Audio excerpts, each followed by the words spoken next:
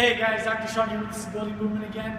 We're going to be showing you some movements today again to increase that mobility and the stability so you can perform at your best. So the first thing we're going to show you is one of my favorite exercises. It's called eccentric ankle dorsiflexion. I just have one plate set up here. If you have really flexible ankles, you might want to get more. Use a step, a banister, or whatever the case might be. We're not adding any weight today, so when we start to add weight, or if you're watching this video and it's a weighted day, make sure that you can accommodate yourself and balance one hand and weight with the other. So, I'm going to step up onto my weight here, use the wall for balance. I'm going to come up onto my tippy toes. I have basically just the balls of my feet on the plate right now. My right foot's going to come off. I'm going to lower all the way down to the bottom. As I do, my knee is going to bend with my ankle until I get to the bottom of that deep stretch. I want to make sure you guys understand I want you wearing shoes for this. If you're barefoot, you have a tendency to curl your toes and limit the amount of depth you're going to get. So on the way down, all the way down for a 5 to 8 count, we're going to bend that knee at the end. That's going to get us our maximum amount of dorsiflexion off the plate.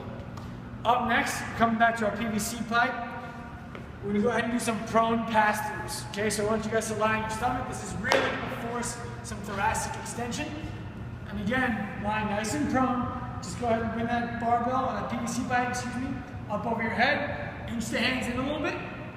We're going to keep on going until we find that spot that we really can't do it at anymore. Go a little bit wider, so this will be my spot right about here. Widen up a little bit. And then start hitting your reps from there, okay? It's your prone PVC pipe pass-through.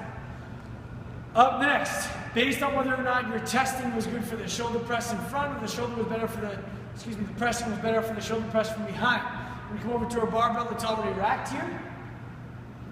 And we're going to spend some time pressing in either position. So again, if you were deficient on the press from the front, we're just going to go ahead and strict press from the front. All the way up, make sure those arms lock out at the top. Shoulders are locked, elbows are locked, all the way up. Back down, rest at the top of the front rack, thread the barbell straight up, slower on the eccentric, faster on the concentric. If you were deficient in the back rack, barbell's going to go to the back rack, same exact grip, I didn't move my hands at all. Deep breath, straight up. And just like you might have seen in our sides press video, make sure those elbows are underneath the bar so you can drive up instead of having your elbows behind the bar so you cut your head off. The next thing that we're going to go over, guys, is wrist extension, barbell spin. There it is. Okay? So, don't cheap out on your barbells. The cheaper your barbells, the older your barbells, the rustier your barbells, the more difficult this is going to be or potentially dangerous. So make sure you have a barbell that can spin.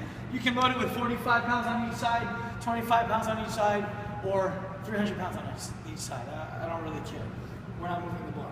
We're just going to come right into here. I just want you to aggressively extend that bar.